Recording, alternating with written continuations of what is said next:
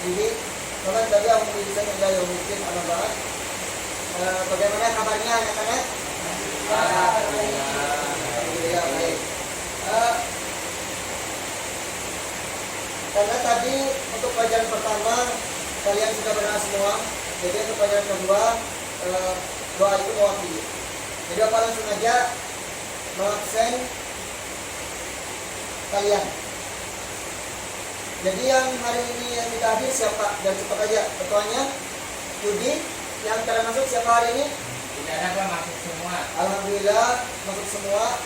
Kalau hari ini siapa walafiat semua insyaallah. Jadi kita langsung saja.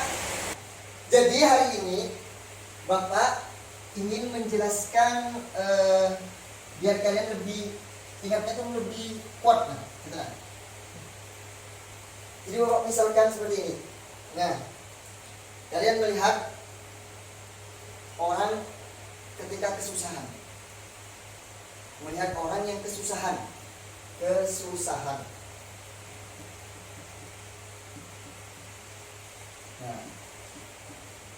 kesusahan, kurang uang, kurang makan, kurang sembarang sudah, ya.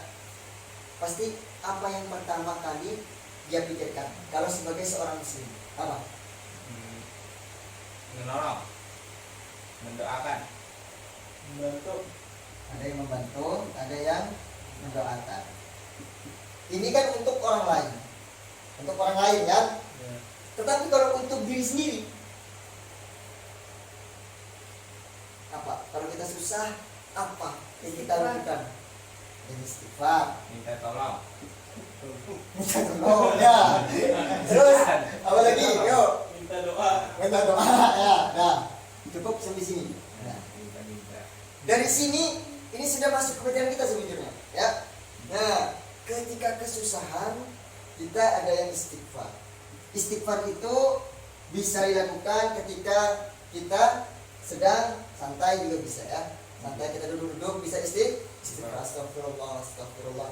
Juga bisa dilakukan ketika kita sedang selesai menunaikan ibadah sholat. Nah, bisa sholat, bisa santai ya.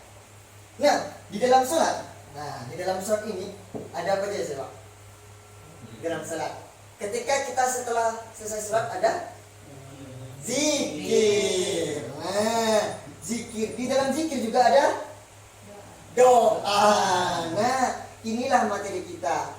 Zikir dan doa. Nah, gitu. Nah, dari sini paham? Nah, kalau paham kita berikan. Nah, ya. Sudah. Nah, berarti kita tentang zikir dan doa.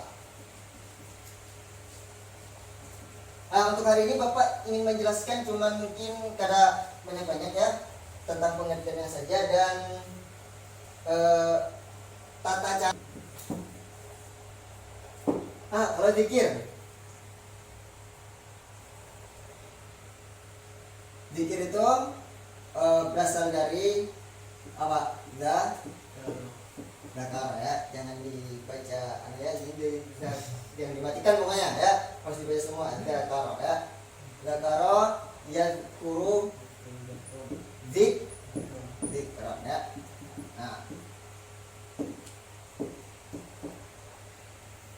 Nah itu zikron di sini zikir ya. Nah, yang artinya berarti mengingat. Nah, kalau doa berasal dari kata da'a yad'u doaan ya. Nah, di sini doa. Yang artinya berarti memohon atau meminta ya. Nah, dari sini aja kalian pasti tahu perbedaan antara doa dan zikir. Apa perbedaannya? Kalian tahu? Coba sedikit perbedaan doa dan zikir. Zikir mengingat, kalau doa meminta. Zikir mengingat, kalau doa meminta. Simpel kan? Simpel aja. Kalau kalian ingin meminta, berarti kalian harus berdoa. Nah, tentunya juga kalau kalian berdoa, harus juga kalian mengingat. Nah, iya, itu. Harus juga kalian mengingat. Berdoa tanpa mengingat, bagaimana coba? Berdoa ke siapa? Gitu. Bisa lah. Berdoa tanpa mengingat. Tidak bisa. Berdoa ke siapa? Tidak bisa kan? Harus. Nah, jadi secara apa ya? Tidak lah. Secara tidak langsung doa ini mewakili Zikir. zikir. Nah, tetapi zikir bisa kamu mewakili doa? Gak bisa. Tidak bisa. Gak bisa. Ya. Kalau kita mengingat Allah, itu sudah termasuk zikir. Apa kita berdoa? Nah, tentu tidak jauh-jauh mengingat Allah. Nah, kita. Nah, itu. Jadi simpel antara zikir atau doa. Nah, tentunya di dalam Al-Quran disebutkan ya ayyuhalladzina amanu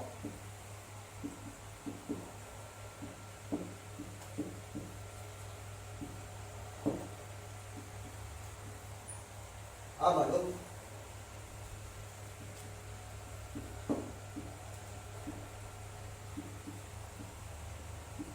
Qurullaha dzikran katsiran. Nah, ini ayat untuk zikir. Bahwasanya kalau kita berzikir itu diusahakan, berarti banyak mengingat Allah. Nah, itu kalau di ayat zikir. Tetapi kalau di ayat doa apa? Wa idza.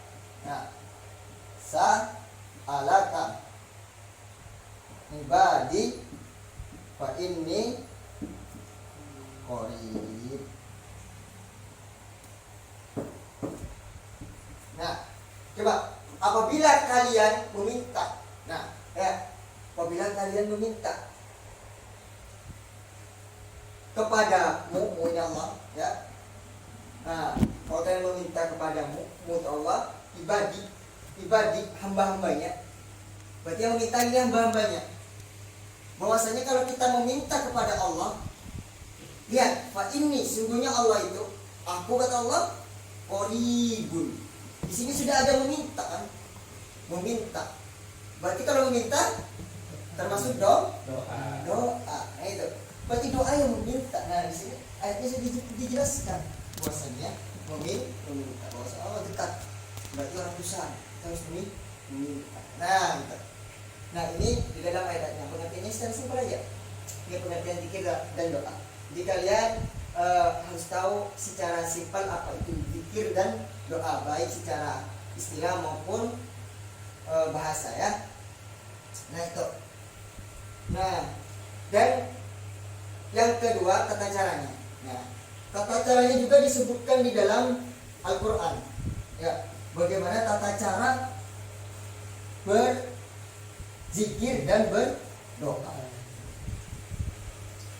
Nah,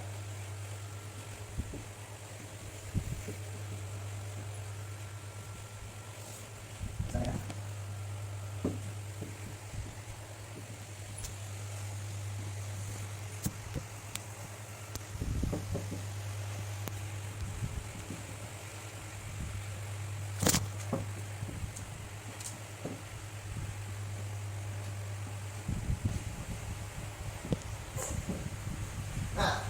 wadkur rabbaka fi nafsika tadarruan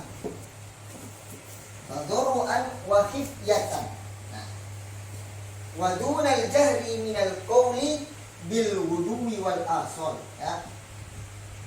Nah, di sini tata caranya ini, wadkur rabbaka, jika kalian mengingat Allah. Nah, fi nafsika, di dalam diri kalian, tadarruan, maka kalian harus merasa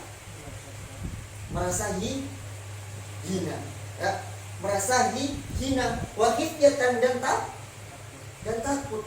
Jadi kita kalau mau mengingat Allah itu harus dengan merasa hina dan takut. Wadunal jahri, dan jangan berkata apa? Keras.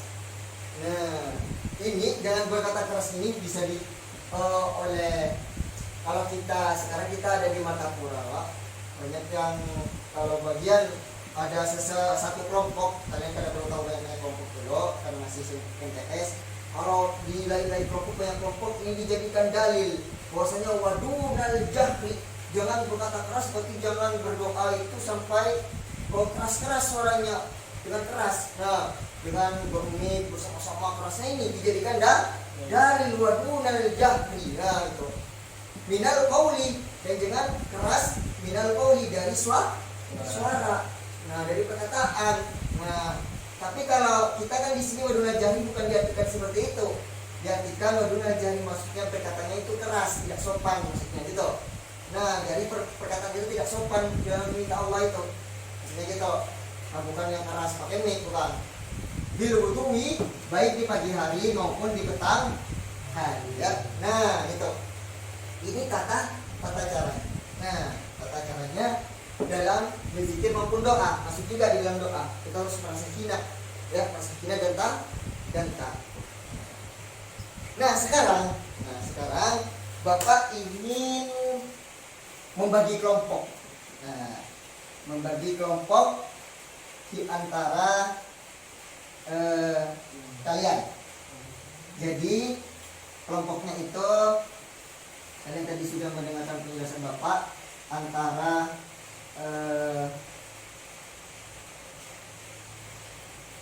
zikir ya. Bapak ini kompasnya zikir di sini. Nah, zikir dengan mengeraskan suara.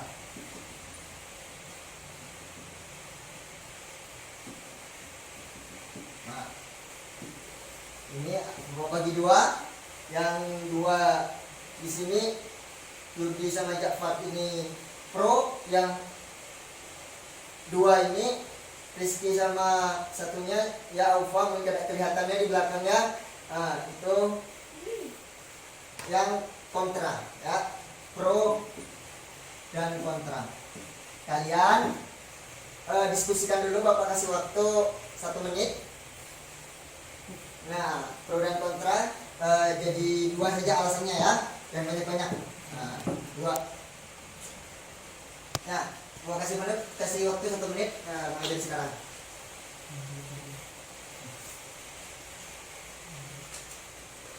Sudah siap? Sudah. Ya. Nah, sekarang dari yang pro dulu.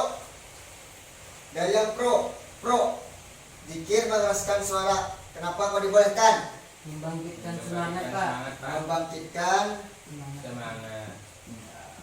semangat. Nah, jadi kalau bersama itu kan auranya keluar kan ya, aura semangat. Allah, oh gitu namanya ya. Subhanallah, semangat. La ilaha illallah, la ilaha illallah, gitu ya. Jadi semangatnya keluar ya. Nah, kalau yang kontra? Mengganggu tetangga ya. Ada yang garing. Nah, jadi bisa juga ketika keras tetangganya garingnya sudah kritis, koma dan mati. Nah, dengar yang kayak gitu tapi mati juga, Bang. Dengar yang kayak itu bisa mati malah ya. Nah, tapi bisa mengganggu juga karena kadang nyaman. Nah, itu ya, mengganggu juga. Nah, apalagi di lingkungannya tetangganya ada yang non muslim ya. Non muslim bisa mengganggu kan, apa yang kita paham kan? Bisa masuk Islam. Iya, bisa juga masuk Islam ya, dapat hidayah. Tapi ya bisa mengganggu pokoknya ya. Bisa mengganggu. Jadi tidak salah ya. Nah, yang perlu lagi satunya apa? Untuk syiar agama. Syiar agama, Masya Allah ya. Nah, syiar agama juga bagus ya. Seperti tadi kalau muslim yang lainnya mendengarkan zikir yang keras bisa dapat hidayah, telinganya masuk tangannya, Allahnya tuh bisa masuk Ya. Kalau yang kontras satu lagi apa?